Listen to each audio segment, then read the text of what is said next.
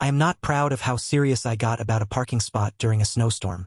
The whole street was half buried, everybody was tired, and I had spent 40 minutes digging out the patch in front of my building with the kind of bitter focus that turns a shovel into a moral argument.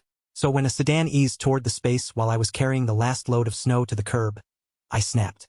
Not elegantly. I waved my arms, said things about common sense, and accused a total stranger of stealing work from a man whose main accomplishment that morning had been not slipping on the ice. He rolled down the window, looked exhausted, and said he had only stopped because he thought I might need help pushing the car behind me. That should have ended my performance immediately. Instead, I stood there holding the shovel like an idiot while he got out, kicked snow from his boots, and pointed out that the elderly woman on the corner still had not had her walkway cleared. Then he asked if I was finished being angry enough to notice other people. Fair question. Brutal timing. We started with her walkway because there was no good argument against it.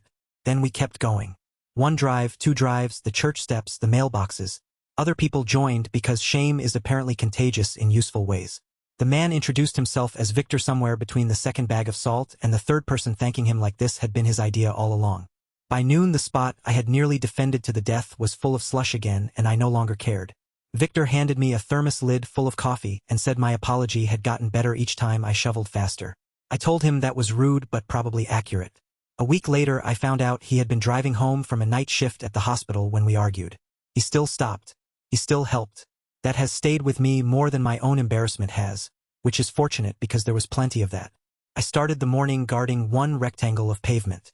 I ended it knowing the better use of my energy had been 2 houses to the left all along.